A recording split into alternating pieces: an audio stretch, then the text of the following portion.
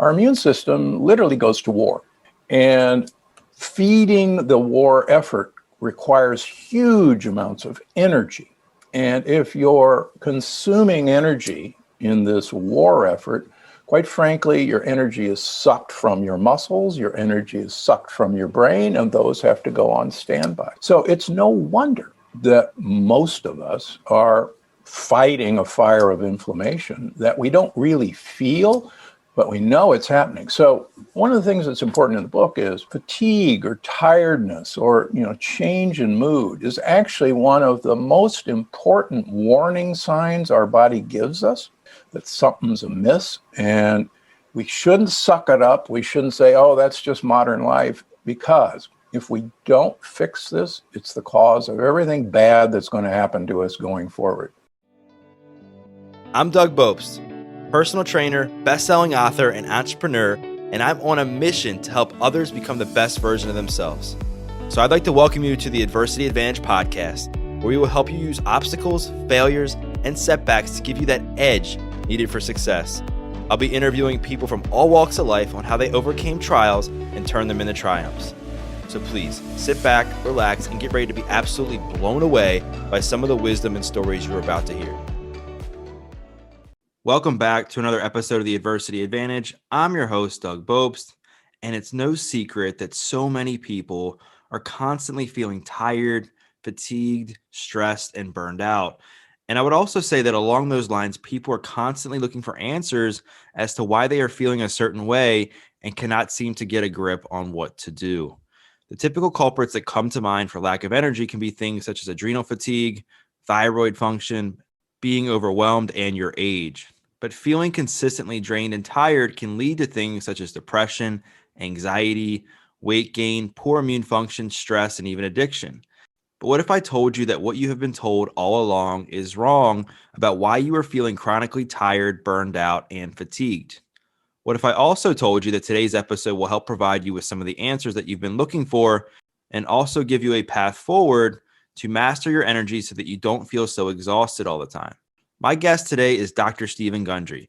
He is one of the world's top cardiothoracic surgeons and a pioneer in nutrition, as well as the medical director at the International Heart and Lung Institute Center for Restorative Medicine. He has spent the last 2 decades studying the microbiome and now helps patients use diet nutrition as a key form of treatment. He is the author of many New York Times best-selling books, including The Plant Paradox and his new book, The Energy Paradox: What to Do When Your Get Up and Go Has Got Up and Gone, is set to be released tomorrow and is an incredible read, and I think you all will enjoy it as well. And we certainly take a deep dive into his latest book and the story behind why he wrote it, which I believe is something many will relate to. Dr. Gundry and I also cover what is the root cause of things like fatigue and burnout and what we can do about it so that we aren't feeling so tired all the time. He shares the role that inflammation plays into all of this and how it's related to gut health. He talks about the warning signs that something is off with your health and things you can do to boost your immunity and so much more. So let's get this conversation going and welcome Dr. Stephen Gundry to the Adversity Advantage podcast. Dr. Gundry, welcome to the Adversity Advantage podcast. Doug, thanks for having me. Appreciate it. Hey, I'm extremely excited to chat with you about so many things, and especially the notion of burnout, fatigue, just lack of energy, and where that all comes from, and why I think we've been told several lies, I guess, through the years to what's actually going on in our system when we're feeling tired or fatigued. But I guess I want to kind of lay some groundwork down because you were a cardiac surgeon, right? And worked on a lot of patients, obviously, with their hearts. And then you resigned. Am I correct? I quit my job as head of cardiac surgery at Loma Linda University after watching a guy clean out his coronary arteries with a diet and supplements. And I call him Big Ed in all my books. So I actually resigned at the top of my career and set up 2 institutes in Palm Springs and Santa Barbara, where I literally teach people how to eat to reverse whatever disease they have. And that was 21 years ago, and I never looked back. Yeah, I knew it was kind of something where it was this massive event happened, and I think you got a little bit upset and irritated, which I think was also funny because that's what inspired your latest book. And what I was wondering was, like when you shifted gears, was there any sense of, like, were you scared? Were you like, where's this going to go? Like, what was going through your mind at that time? For a heart surgeon to say I'm going to teach people how to avoid heart surgery is a really stupid career move, because even as a professor, you make a decent living doing heart surgery. You're on a salary, but when you're teaching people how to eat, you actually don't make a lot of money. And I asked my wife. I said, are you good with this? And she said, well, you got to do what you love, and this is what you got to do. And we went through actually some very hard times. But eventually you write a few bestsellers and you're back on your feet again. And, and I have my patients to thank. Most of what I write about, I still see patients 6 days a week and on the weekends. And I've got a full clinic this weekend. And then the other day, I'm at Gundry MD, my supplement company. And so I work 7 days a week, and I'm in my 7th decade. And I got news for you. You're not supposed to, lose energy as you age. That's one of the biggest myths. Yeah, and we're going to get into that in just a second. And what's inspiring about you and your journey, there's a few things. Number one, the fact that you were at the top of your career. I'm sure you were doing very well financially. To some extent, you were obviously successful. I'm sure there was parts of you, though, that weren't fulfilled because you saw plenty of your patients getting better in the short term, but long term not getting well.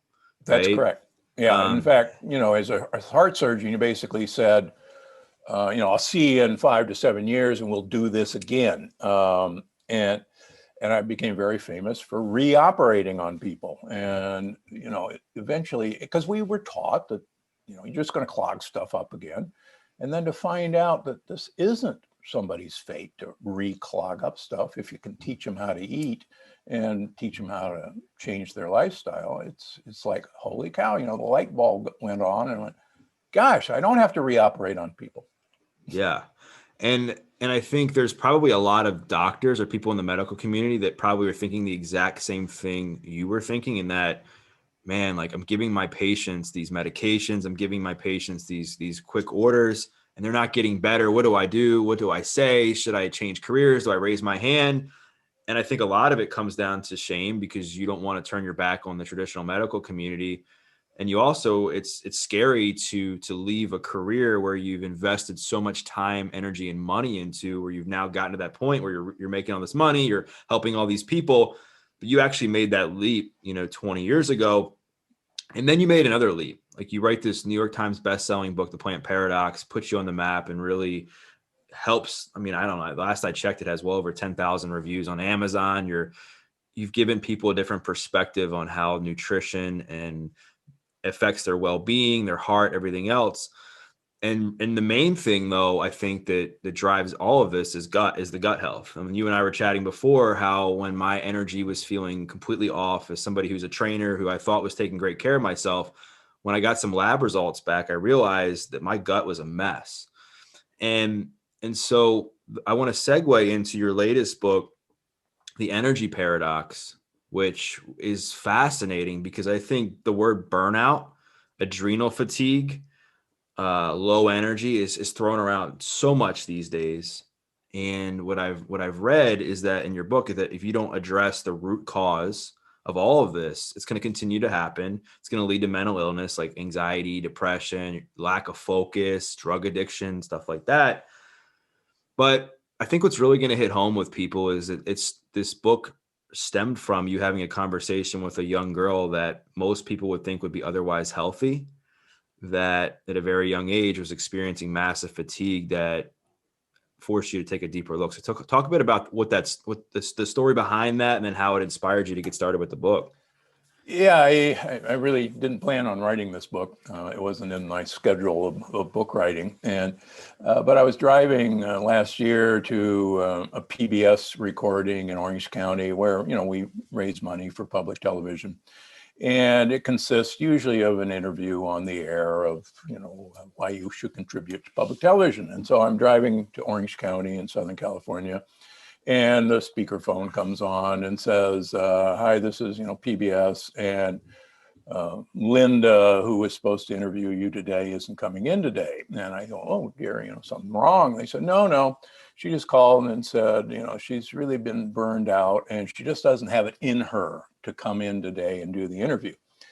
But don't worry, we'll get through this. And we did. But, after that, I went, wow, this is a young woman who didn't have it in her to, get out of her house and come in to do an interview.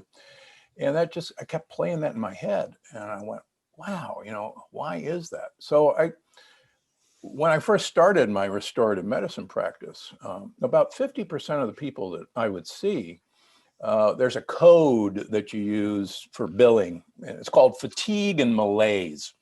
And about 50% of the people that I would see, we would code for fatigue and malaise. And I just, I thought it was kind of part and parcel of this chronic disease process. And so and the fatigue and malaise, quite frankly, when we taught people how to eat and take supplements, would go away. It's just part of the cure, if you will. So when this happened to me, I said, this is interesting. I've really never thought of myself as an energy doctor. I've just seen energy return and fatigue go away and anxiety and depression lift when we change the gut microbiome, among other things. So I said, what the heck? I'm going to write a book about this because it is an epidemic. We really have assumed that being tired or being depressed or being anxious is a part of COVID, is a part of modern life, and we have to suck it up and take another double espresso or eat an energy bar and then fall asleep again. Yeah, and I think with that said, gosh, if you're not careful, not paying attention to your energy and fatigue, as I alluded to a few minutes ago, can lead to all sorts of problems. In my own experience, but when my energy is low, when I'm feeling fatigued, I notice I'm more irritable. Obviously, I'm more tired. I'm not nearly as focused. My relationships suffer because I'm not as present. I can go on and on with these bad, these bad effects of it. And then these bad effects start to stack and they start to layer themselves. And you look back, and it's like 3-4 months later and you're like, how the heck did this all happen? Like, how have I procrastinated and put off these big projects for work or personal? How come I haven't been getting to the gym as much lately? Or how come I've been eating so poorly? And it all goes back to our energy. And I think the problem is, since most people in our country, I don't know the exact percentage, but I think the last time I checked, which was a couple of years ago, 2/3 of Americans are either overweight or obese. So Yeah, is that right? It's now up to 80%. Wow. Yeah. Crazy.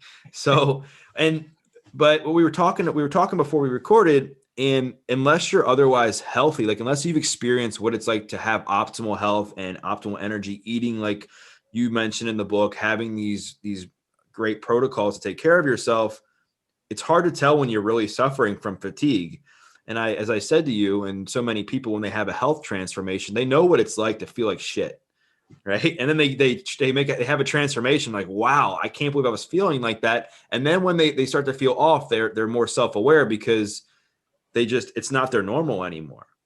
And I think most people have been able to say, or most people now are saying, it's okay if I'm tired. I'm just getting older, or I'm just not sleeping well, or I'll start over tomorrow. But what you found is that it's total BS.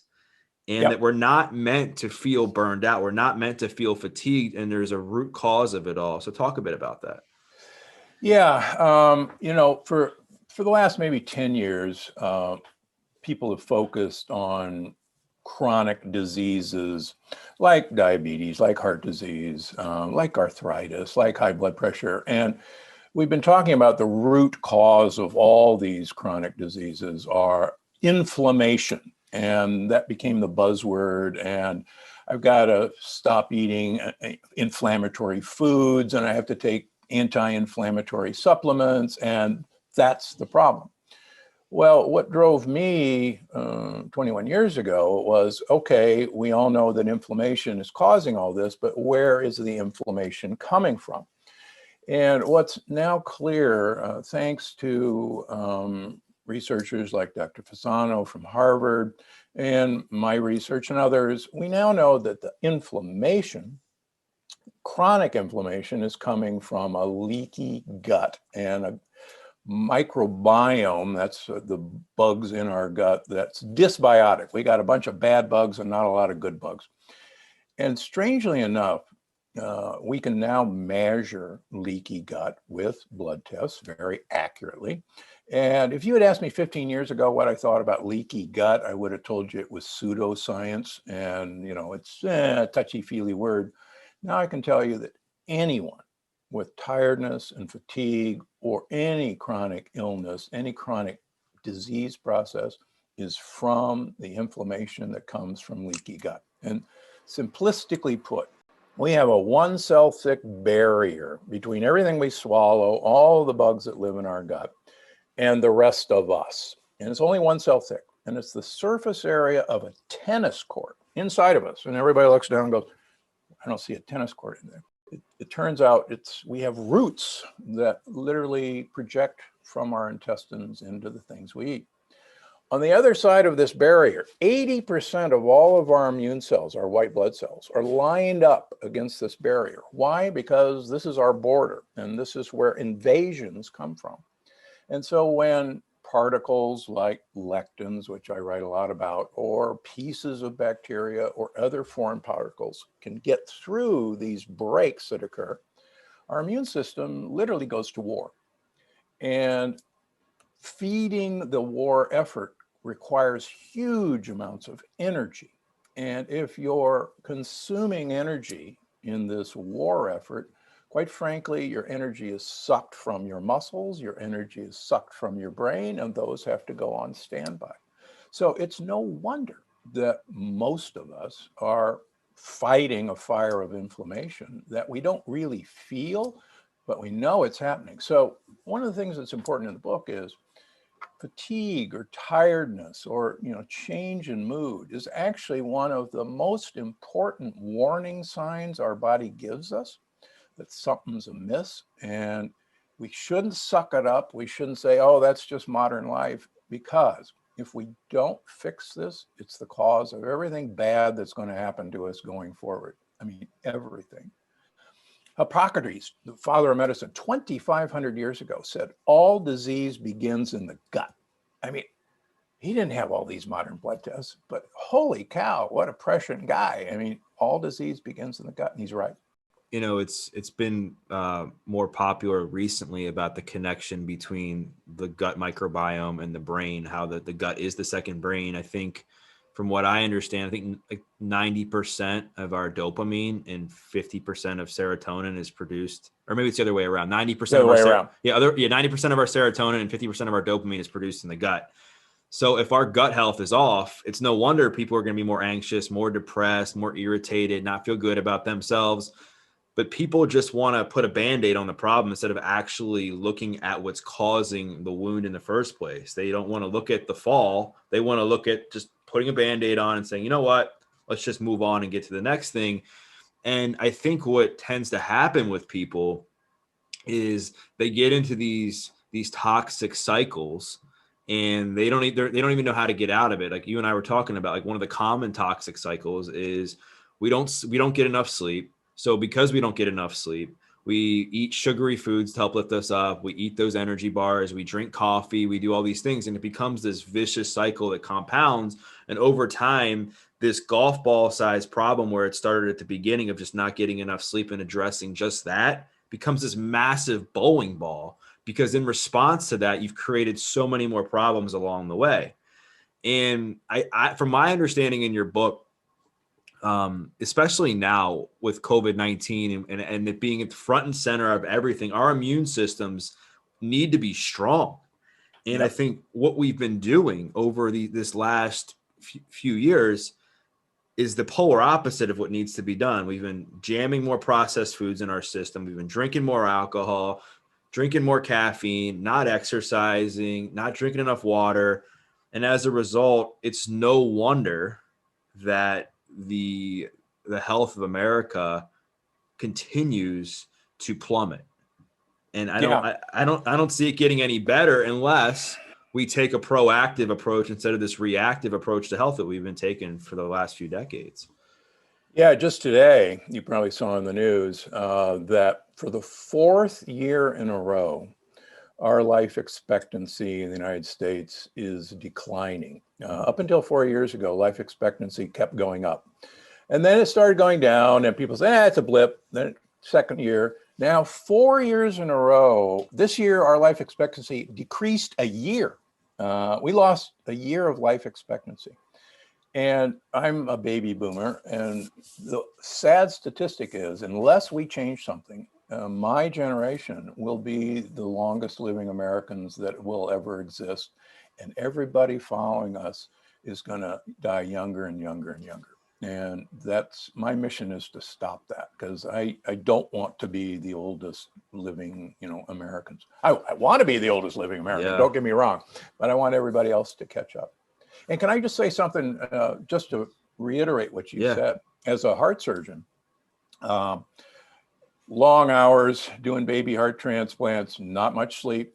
And you're right, you keep yourself awake by eating sugary things. I probably cleaned the vending machines out of Hostess cupcakes and ding dongs, and a lot of coffee. We used to say it was black stuff that keeps you awake. And I gained 70 pounds over my baseline. And, I was running 30 miles a week. I was going to the gym 1 hour a day, and I was eating healthy, except, when I was tired. And so when the light switch went on from Big Ed, and I lost all the weight, and I changed everything. But you're right. This is considered normal. And it's normal because it turns out when you eat processed foods and lots of sugary foods, what our standard American diet, you actually create a population of what I call gang members, bad bugs. And like you said, these gang members actually send text messages to your brain, and they take control of what you want to eat, because they want sugars and saturated fats. They live on it. And the really cool thing, as we talk about in the energy paradox, is if you give the good guys what they want to eat, which is fibrous foods, I call them gut buddies, they actually send the opposite messages to your brain, and they actually crowd out the gang members. So you can take control of your life. And, I have a lot of meat and potato guys who go, there's no way I'm ever going to eat a salad. Don't even try, doc. And 2 weeks later, they come back in the office and said, this is the most bizarre thing. I am craving a salad. And if I don't get a salad, I'm going to kill somebody. And he said, what's happened to me? And it's because their gut microbiome has changed.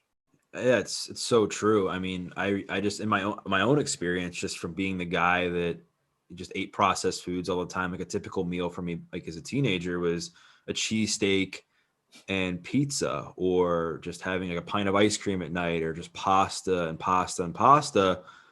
And yeah, of course I started to gain weight, which you would think would be normal as a result of doing that. But indirectly, what started happening, which I really didn't know this was all tied back to the way I ate, was my mental health was suffering. It led to a massive drug addiction that I ended up picking up because I wasn't feeling good about myself, because I was dealing with, some unprocessed pain and trauma in unhealthy ways. I was less productive. I was bouncing from job to job. I mean, it all stemmed from me not taking care of my health. And then you hear these stories time and time again. I'm just sharing my own experience. And I think a lot of it, like you say in your book, comes back obviously to inflammation. And instead of addressing the inflammation at the root, I think we're always looking for an excuse to push the blame off of us. Like we're saying, oh, it's my thyroid. Oh, it's adrenal fatigue. And then these supplement companies are making a fortune off these adrenal supplements, thinking that's going to actually fix it. And I've been the guy who's purchased it, and I'm like, this doesn't work. And so you really have to get to the root underlying cause of all of this. So if you want to speak on that, I'd love to get your insight on this, because I think it's going to help a lot of people realize they have more power than they think. Because I think when you tell somebody you have adrenal fatigue or you got a thyroid issue, they feel disempowered and they're like, oh, well, it's never going to be fixed. I'm going to be on this medication the rest of my life. We will get you back to this episode of the Adversity Advantage in just 1 second. But first, wanted to give a quick shout out to Danette May and Earth Echo Foods. Danette was a past guest on the podcast and shared her incredible story and how it inspired her to create her products such as Cacao Bliss, which I take every day, either in my coffee or in a smoothie. It starts with 100% organic cacao beans that are naturally kissed by the sun, maintaining its miraculous health benefits. Then it's blended with turmeric, MCT oil, coconut, Himalayan sea salt, cinnamon, and black pepper for the perfect blend to make you feel the best you ever have. The result? Fall in love with a truly decadent, healthy, guilt-free chocolate, removing your cravings, facilitating weight loss, boosting your energy, and reducing your inflammation with one simple drink. Not only that, it is friendly to keto, gluten-free, paleo, vegan, and vegetarian diets. So go to earthechofoods.com/Doug Bopst. Again, earthechofoods.com/Doug Bopst. Check it out for yourself and learn more about the amazing benefits of Cacao Bliss. And when you enter in the promo code Doug at checkout, you'll get 15% off. Now back to the show. Well, we measure adrenal hormones in every one of our patients when they come through the door and every 3 months. And I can tell you that 97% of my patients have normal cortisol levels. They don't have low cortisol. They don't have low epinephrine. They don't have low norepinephrine. And yet they have all these symptoms of, quote, adrenal fatigue. And what I talk about in the energy paradox is that we used to think that when you were a diabetic, that your pancreas, which makes insulin, got tired out and stopped making insulin. And that's why you became a diabetic. And that was standard talk. We now know that 90% of all type 2 diabetics make too much insulin. They have insulin resistance. Their pancreas isn't worn out. It's working overtime, pumping out insulin, but the cells don't listen to insulin like I talk in the book. So they're insulin resistant. So the effect of insulin isn't being felt. The same thing is happening with us who people think they have adrenal fatigue. I got news for you. Your adrenals work just fine. But what happens is we have adrenal corticosteroid resistance. We don't get the messages that these are sending because we've actually built up a resistance to these hormones. So when we fix people's leaky gut and stop the inflammation, the adrenal fatigue goes away. It's the same way with thyroid. I take care of a large number of patients with Hashimoto's thyroiditis. Kelly Clarkson's one of the most famous people who've tried my program, and she had Hashimoto's thyroiditis. And when she went on my program, her Hashimoto's went away. She came off of her medication. And so many of the times we make adequate thyroid hormones, but because of Roundup, glyphosate that I write about, a lot of the effect of thyroid hormones are being blocked because of glyphosate in all of our food.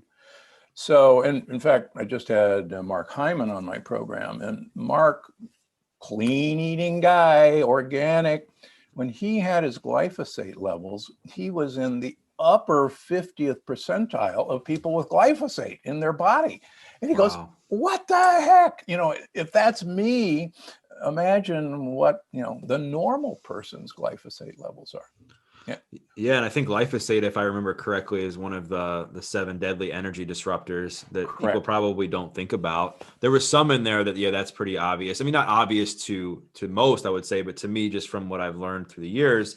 So I want to really get into the weeds a little bit of what actually is it the root cause of the fatigue in detail, so people can understand like maybe what they're doing and then how to get out of it. But first I want to, because I know this word's going to come up a fair amount in both what's causing it and how to get out, is mitochondria. And I have to admit, when I was reading about, I think you referred it to the Mighty Mouse in the book. Mighty Mouse. Yeah, it brought me back to my days of like exercise physiology and anatomy, and you know how ATP production and all that stuff with energy.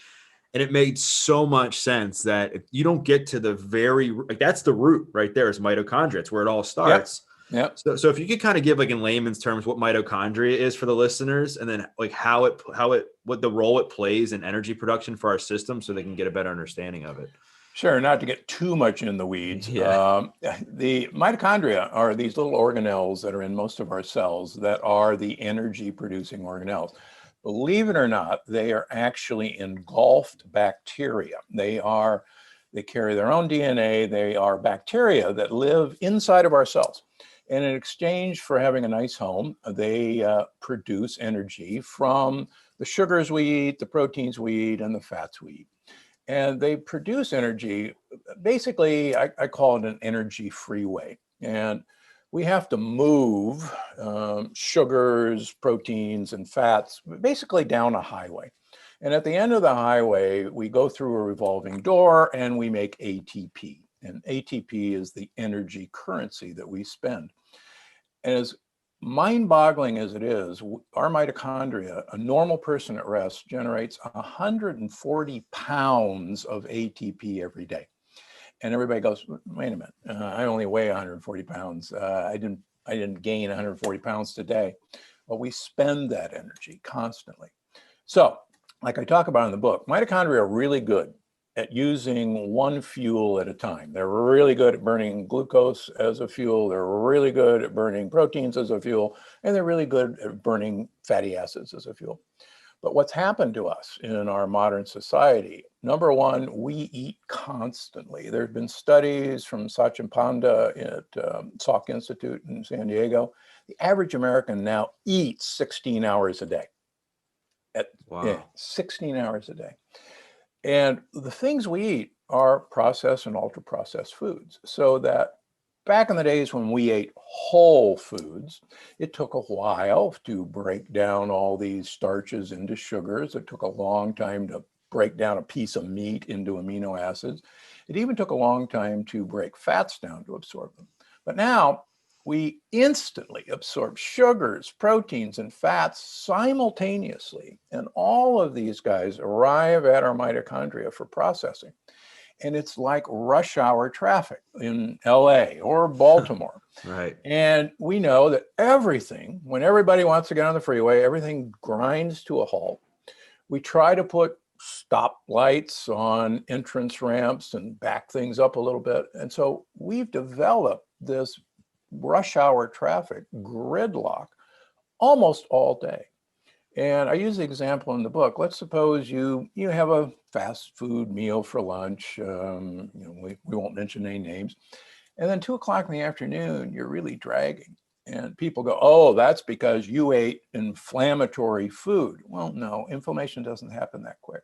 But what you did is all of that ultra processed food slammed into your mitochondria and everything ground to a halt. So it's no wonder, I want to go to sleep. Where's my, triple espresso? I need an energy bar. That's what I need. And so what happens when an energy bar comes, which is ultra processed food, wham, just when rush hour was kind of clearing out, here comes the next rush hour. And we're doing that constantly.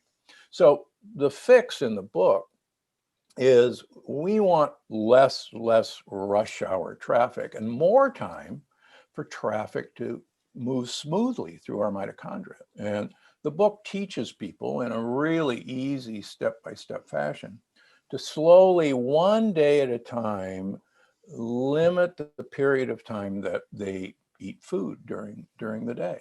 And the more we can limit that, the better you're going to be and the happier your mitochondria are. Yeah, I like how you take these scientific and medical terms in the book and kind of relate it back to these pictures, if you will, so people can kind of have a vision in their mind of what's actually happening to help them relate a bit more. Like the whole traffic jam, it makes total sense, right? We eat a food that's a meal that's highly processed, and then we crash, and then we're like, we need to get back up. So then we, maybe get a latte or we get an energy bar, and it's just making that traffic jam even worse. Yeah. And it's this cycle that we get in. And I think you say something in the book, I think you said it several times, was that we are overfed and underpowered, I believe, something like that, if I'm correct. Yeah, that's exactly right. We're not only overfed and underpowered, but we're overfed and undernourished. And that's another part of the book. The food we eat now is literally devoid of the vitamins and minerals that used to be around 100 years ago in our soil. And There's an interesting theory that I like, and there's a Senate document in the book from 1936 that says that our soil is so depleted of nutrients that we could continually eat and never get the nutrients that we need.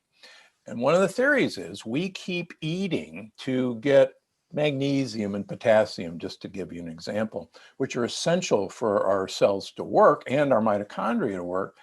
But our soils are so depleted because of monoculture agriculture, big agriculture, that we never get that. And so we keep saying, oh, the next bite I know will get us there. And the next bite will get us there. And it never comes.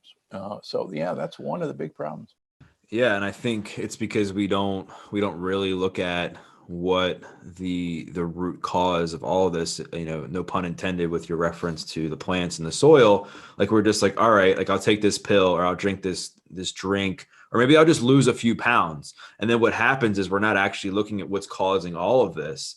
Because I think what you also talk about in the book, it's not just our food, it's our lack of sunlight exposure, it's staring at a screen all day, which during the pandemic, it's all we did. It's all we, and it's no wonder, to be honest, that suicide rates have gone up, prescription medications have gone up, alcohol sales, all of these things through the roof, because people are more inflamed physically, mentally, and emotionally. They're tired, they're stressed, they're fatigued, and they're not putting on that oxygen mask, I think, to protect themselves, which has been and I've seen you talk about it too, has been one of my biggest gripes during this whole thing as somebody who's passionate about mental health, fitness, all that stuff, is like COVID's COVID. No matter what you believe about it, I don't want to talk about that. I'm just saying, like, where's the talks been about what you can control? Like, what can you do to boost your immune system? What can you do to be healthier? What can you do to reduce your stress, improve your energy, so that if the statistics are, if you have a weakened immune system, you're more likely to contract and die of COVID-19. What can you do about it? And I really enjoyed reading part of your book where you talk about what you can do to put that oxygen mask on, to boost your immunity, to help your gut microbiome, and to help you gain more energy over the long term. So talk a bit about what some of the few of the things that you think will really hit home with the audience on some steps they can take to start to swing the pendulum in the other direction. Well, a few things that people can do just right away is, if you're not taking vitamin D3, start taking it today. Yeah. There's now 17 different studies showing that the higher your vitamin D level, the more protected you are from getting COVID. And if you get COVID, it's going to be a mild illness. And I can tell you so many stories of my own patient population where one of my patients, the husband or the wife, didn't listen and the one did. And they caught COVID. The people who were on my program, it was like a little cold that lasted 48 hours. Two of their husbands died. One of them spent 56 days in the ICU and 5 months in the hospital.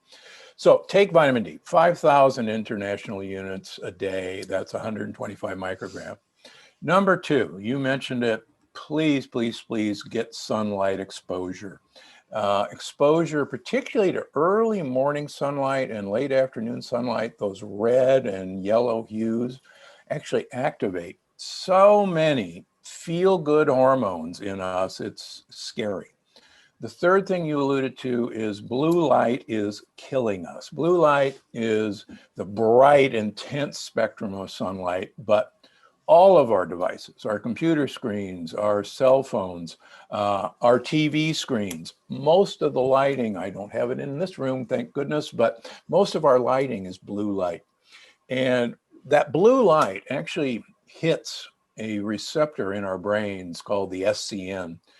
Blue light makes you hungry, makes you seek out food, and makes you stay awake to go find more food.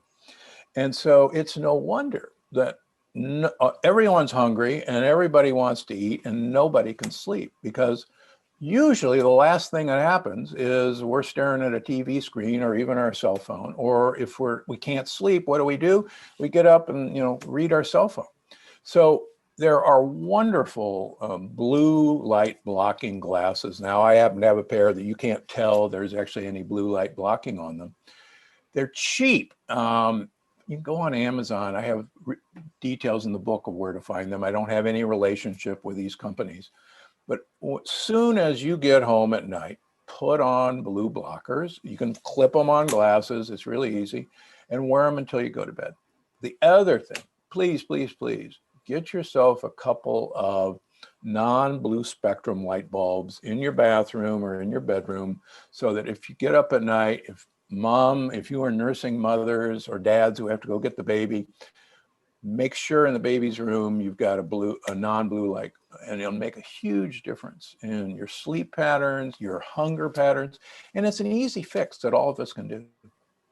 It's just simple. It's funny that the simplest things that we can do can have the most profound benefits in our life. Like, just as a trainer, just to kind of relate this back to what you were saying, I always tell my clients, I'm like, listen, if you could just sleep more, drink more water, eat more whole foods, move your body more, and meditate, do those 5 things every single day, just for a little bit of time, it'll pay dividends long term versus trying to figure out what the next best thing is and bouncing around from program to program, trying to go all in, which is a good segue to one of the other things you talk about in your book, is the importance of exercise. And I like the exercise snacking. I was reading through it. I was like, gosh, this is genius, because it's something that I've tried to tell people when they're like, hey, how do I get started from I'm just sitting on the couch. I'm like, well, don't try and work out for an hour if you haven't exercised in 15 years. Just go for a walk for 10 minutes. And you talk about like having these snacks throughout the day. So talk a bit about like why you put that in the book. Like, was there something you found with your patients or something in your own experience, and how it can benefit people that aren't in a routine right now? Yeah, I mean, that's very true. My wife was a superb marathoner. She ran the 100th running of the Boston Marathon, just to give an example. And so she really wanted me to become a runner. And, I would go out and try to run a mile, and I'd get shin splints, and I was huffing and puffing. It was a miserable experience. And so for me, to go out and run a 5K or a 10K with no background, I'd fall flat on my face and it would be miserable. And I'd go, it's not for me. So one of the things with my patients, so many of my patients are really tired. They're really fatigued. They have joint aches. And to say, okay, I want you to go to the gym and work out for 30 minutes, that's not going to happen. Right. But what's really cool from the research is that you can do exercise snacks. As little as 1 minute walking up and down the stairs actually is the same benefit as 10 minutes of walking or strenuous exercise. Just doing a plank or a modified plank while you're staring at your cell phone or while you're watching TV is going to give you huge benefits. And it's only going to take a minute. If you want to just do a jumping jack for a minute while watching TV, the benefit is twofold. Number one, when you move your muscles make these really cool hormones that are called myokines. And myokines actually tell your brain to build brain cells, and who doesn't want that? But it also tells your brain you're not hungry. So I call these exercise snacks because so many times we start snacking because we're either tired or we're bored to tears. And it's actually a signal from your body that no, you should be moving. So anytime anybody reaches for an exercise bar, do an exercise snack for even a couple of minutes, and it'll be a huge difference. I study cultures all over the world, and one of the unique things that so many healthy cultures do is they take a walk for 10 minutes after a meal. And I wrote about this in my first book, and it's amazing. If you look at people who walk 10 minutes before a meal and then eat, or walk 10 minutes after they eat, the people who walk after the meal actually lose weight, and the people who walk before the meal have no benefit. So what an easy thing to do. And like I write in all my books, please, please, please get a dog. Yeah. Dogs make you go for a walk at least twice a day, whether you want to or not. Yeah, as we're recording today, it was like sleeting in Baltimore this morning when I was walking my dog. So yeah, they definitely force you to kind of get out and walk. And I think what happens though is not only is it going to help you gain more energy, I think especially during a time where people are struggling with their mental health and stress. It's an easy way to divert some of that negative energy into something positive and to start to get the ball rolling and taking care of yourself. And what typically happens is when you go on that 10-minute walk or you do that minute plank, you feel great afterwards. And I think there's this huge, you feel great afterwards. And I think there's this huge misconception that everybody who exercises or moves their body loves doing it. And I think it couldn't be further from the truth. What people love is how they feel when they're done, because Correct. they can check something, they can check the box and say, I took care of myself today. I did something that's going to help me for my future. I'm going to feel a lot better about my health, that sort of thing. And then it helps you stack other healthy habits, because now you're like, wow, I feel good doing this and improving this part of my health. I'm going to change this. I'm going to do that. Or maybe I didn't think I could ever incorporate, running into my day or changing what I'm eating. Let me try fasting. And I want to segue into that because I think it's an important topic right now, because there's a lot of talk about fasting. And I think people are very intimidated by the word because they think it's all or nothing. They think I have to do a 24-hour fast or do a water fast. Yeah, it's deprivation. Yeah. And instead of what you can gain. And I like how you talked about the different approaches. I liked how you talked about eating like the single nutrient diet and how it can have the same effect, I believe, as doing a water fast. Yeah. And then you also had this building block approach of fasting, which I think the listeners are going to get a lot out of. So talk a bit about fasting, your findings, what it says in the book, and how people can start to implement it into their daily lives today. Yeah, I was actually, as far as I know, I'm the first author who actually wrote about intermittent fasting, time restricted eating, back in 2005, long before the 5-2 diet, long before my good friend Jason Fung wrote about fasting. And it was in my first book. Anybody wants to go look. And my editor thought I was absolutely nuts. She said, "This is crazy. Nobody's going to do this." And I was actually doing the eat one meal a day. During the winter, I eat one meal a day for the last 20 years, and it works. But I don't want people to go out there and eat one meal a day. Number one, you will fall flat on your faces. And that's one of the reasons why fasting is so intimidating. But let me give you just a really quick, really important study that I think it brings it all home. They took a bunch of Italian athletes and they divided them into two groups. They gave everybody the exact same food to eat, the exact same calories, but they changed the time period in which these athletes had to eat these meals. So one group ate breakfast at 8 o'clock in the morning, they ate lunch at 1 o'clock in the afternoon, and they had to finish dinner by 8 o'clock at night. So it was a 12-hour eating window. Now remember, the average American eats 16 hours a day. The other group, same food, had to eat breakfast, break fast, as I call it, at 1 o'clock in the afternoon. They had lunch at 4 o'clock in the afternoon. They had to finish dinner by 8 o'clock at night. Same amount of calories, same food, compressed to about a 6 to 7 hour eating window.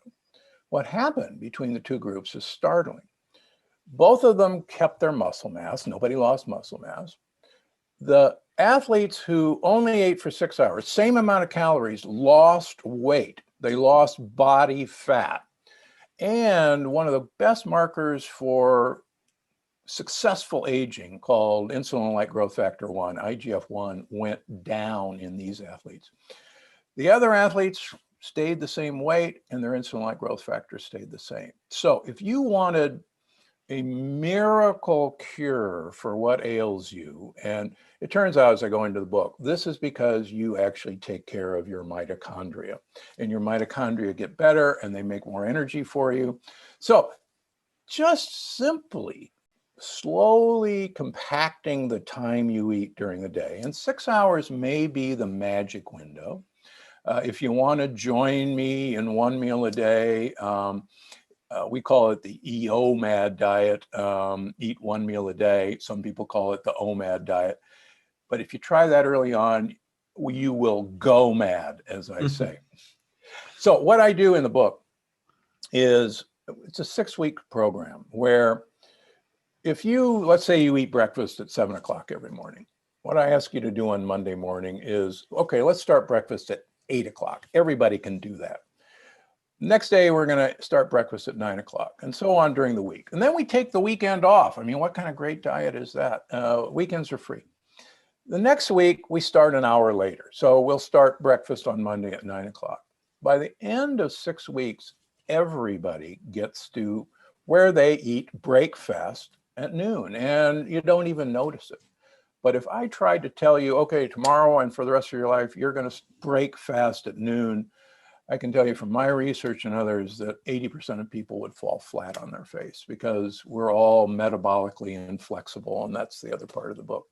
Yeah. And what I think at the end of the day, the goal that people needed or the notion that people need to take away from all this is to clear the highway, if you will, and Exactly right. fuel yourself like you're fueling a Tesla or any kind of high powered car, and eat less. But when you eat, make sure you're eating foods that are going to improve your metabolic function. They're going to improve your immune system, right? I mean, because there's a certain protocol that's based off of the Plant Paradox book that helps people kind of get better from a metabolic perspective too, right? Oh yeah. The other part of the book is what is so exciting is everybody's heard of probiotics, friendly bacteria like in yogurt.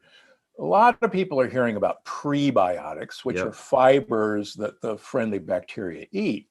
But what's exciting about this book, for the first time, we go into depth about postbiotics. And postbiotics are these fats and, believe it or not, gases that are made by friendly bacteria that literally turbocharge mitochondria. And it's an amazing communication system from our gut that is a language that talks to our mitochondria. And so postbiotics, one discovery won the Nobel Prize for medicine, nitric oxide, just as an example.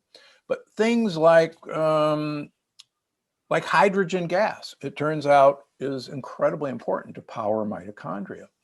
Things like hydrogen sulfide, the rotten egg smell when you fart, is actually turning on mitochondrial function. So postbiotics turbocharge mitochondria. So why wouldn't you want to turbocharge them?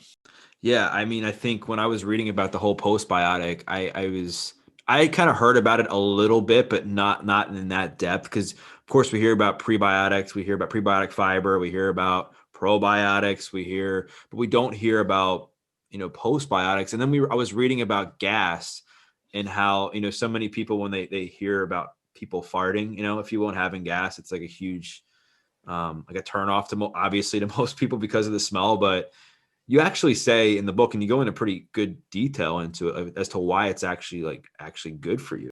Yeah. I tell people to step on the gas. It turns out, let me just give you a real quick example. One of these gases is hydrogen gas. And in Japan, most of the research in postbiotics has been done in Korea and Japan. And in Japan, they found that people with Parkinson's disease, and as most people know, we have an epidemic of Parkinson's disease and Alzheimer's disease and dementia. People with Parkinson's disease, when they looked at their gut microbiome, they found that their gut microbiome didn't produce hydrogen gas. Compared to people who didn't have Parkinson's disease, their microbiome made hydrogen gas. So they said, let's give these Parkinson's patients hydrogen water. And that's simply water that we dissolve hydrogen in. I actually make a hydrogen gas pill, but that's not important. So they gave them hydrogen water every day. And their Parkinson's disease got better because they had replaced what was missing from their gut microbiome.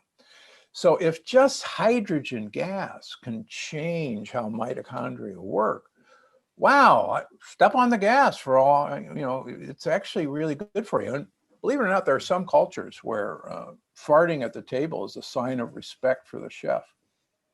That's funny. So I kind of want to recap what we went into because I think we covered a lot of ground. So I'd like to kind of start from the beginning, and if I get anything wrong, feel free to correct me. You. Yeah. But I think we definitely get into this notion and these myths that fatigue is just something we have to get used to, that when we're feeling tired and lack of energy, it's just because there's something wrong with our thyroid or adrenals, or it's just the way of life. And that's not the case. The cause of all of this comes back to inflammation, not taking care of our immune system, not taking care of our mitochondria, our gut health, and that our current diet of what most people eat is actually destroying our ability to produce energy in a sustainable way. Then I think you also went into the multitude of things that can damage our energy right off the bat. Things like processed foods, glyphosate, Glyphosate, yeah, Roundup. glyphosate. Yep. Blue light, lack of sunlight, not getting exercise, all these things. Not all Yeah, these things, but there's a few more you talk about in the book. And correct. then we went into different ways on how to actually feed our energy systems in the proper way. We talked about different things we can eat, like eating more nutritious foods, obviously, moving our body, wearing blue light glasses, taking vitamin D, and kind of shutting down our digital screens at night, if you will. Then we went Yeah. into changing when we eat and not just completely jamming our digestive system with food all day long, especially, obviously, as we've mentioned a few times, processed food, and giving our bodies a break metabolically when it comes to how we eat and clearing up the pathway and experimenting with different fasting protocols. And then we touched on and got into the importance of postbiotics in gas for our system and helping to heal and repair us, and paying attention to what we eat with that. Did I cover? Did I get anything wrong? Yeah, that's pretty good. No, I think the message, the take-home message, really is people should know that fatigue is not their fate. It's not normal, and it's fixable if we, realize where that fatigue is coming from. And maybe to conclude with Hippocrates, uh, Hippocrates felt that all of us had a green life force energy, which sounds very Californian, that wanted perfect health for any animal. And he believed that there were external forces that were preventing that green life force energy from expressing itself. And he believed a physician's job was to find those external forces and to remove them or teach the patient how to remove them. And then the green life force energy would take care of itself. And I got to tell you, over the last 21 years, this is actually what I've seen. And all I am is a detective. And I find these things like we talk about today and teach people how to remove them. And that green life force energy, as goofy as it sounds, works. You come back and people go, holy cow, I forgot what normal felt like. And so it's not our fate. Yeah, it's not our fate, and it's up to us to kind of do the research and put in the work and create a new normal for ourselves, so that over time it can get better. And I'm guessing that this isn't an easy fix. It's not as simple as just changing something in a day. It's going to take time. I think that's why you have it broken down in a 6-week process to help people rebuild themselves in a way that's going to be sustainable long term, so that they're not Right. forced to give up quickly, right? Yeah, I mean, 80% plus of diets fail. Right. And it is not a sustainable program. And so what I do is, I hold your hand. We're going to go step by step. It's like in training. If you want me to bench press 400 pounds, if you give me 400 pounds, I'll break my neck trying. But if you gradually increase my muscle mass and give me a workable load, I can bench press 400 pounds, but not tomorrow. And that's what people try to do, particularly even with fasting. Oh, I'm going to water fast for 3 days. Please don't do that, folks. Yeah. It's a really dumb idea. And we go into that in the book. Yeah. And I think it's because it's a cool thing to do. People see things on social media, they see other people doing it, and they don't realize that a lot of people that are doing that didn't start there. They started with the basic things. And it's just like anything else in life. We're always comparing our chapter 1 to someone else's chapter 20, no matter what journey we're working on.